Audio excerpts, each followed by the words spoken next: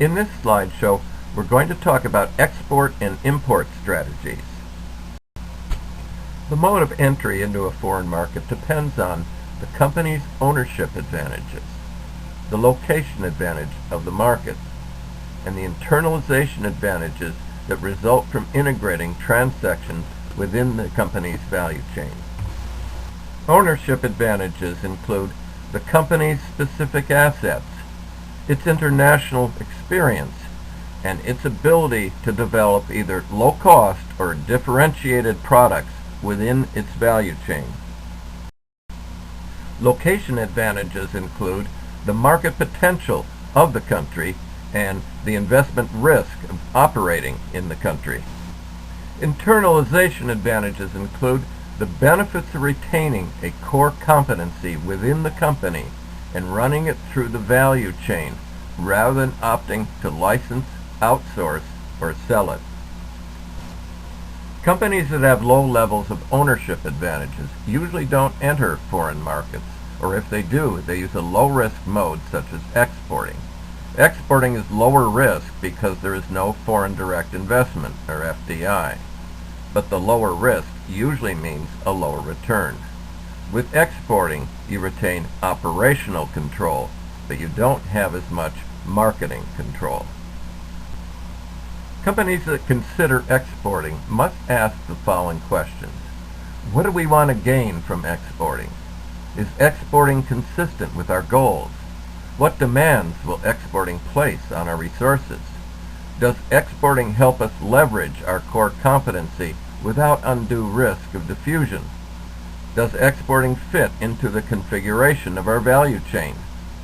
Can our existing coordination methods deal with the demands of exporting? And are the projected benefits of exporting worth the cost, or would our resources be better used for developing new domestic business? There are several strategic advantages of exporting. It expands sales. It increases economies of scale in production. It's less risky than foreign direct investment, and it diversifies sales locations. But there are many pitfalls of exporting. Failure to develop an adequate export plan, insufficient commitment by top management, underestimating the cost of exporting, poor selection of agents or distributors, chasing orders around the world, neglecting the export market when the domestic market booms, and unwillingness to adapt products. There's a process for developing an export strategy.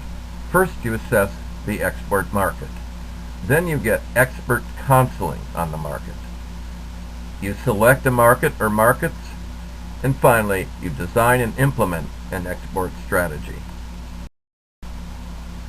An export business plan has the same elements as any business plan. You have an executive summary of the plan. You give a business history. You do a market analysis, which is the most important part of the plan and the hardest to do. You set objectives. You develop marketing strategies to achieve those objectives. You develop production strategies. You develop personnel strategies. And finally, you develop financial strategies. There are two main methods of exporting. Indirect selling, where the goods are sold to an intermediary in the home market, which then exports them to the foreign market. This could be an export management company or one of many trading companies. The second method is direct selling. The goods are sold to an independent party outside the home country. You use a sales representative or a distributor or even directly to a retailer in the country. A very important agent in the process of exporting is the freight forwarder.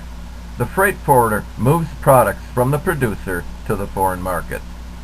The freight forwarder handles shipping, packing, insurance, and customs. It's very hard to export without a freight forwarder. For every export, there's an import, and importers have to have strategies as well. There are two basic types of imports: industrial and consumer goods for customers, and intermediate goods and services that are part of a company's supply chain. Generally, the advantage of importing is to obtain a product at a lower cost or higher quality. For importers, the customs agent plays a key role in the process.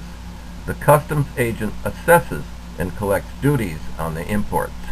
The customs agent ensures adherence to import regulations. The customs agent keeps you out of trouble.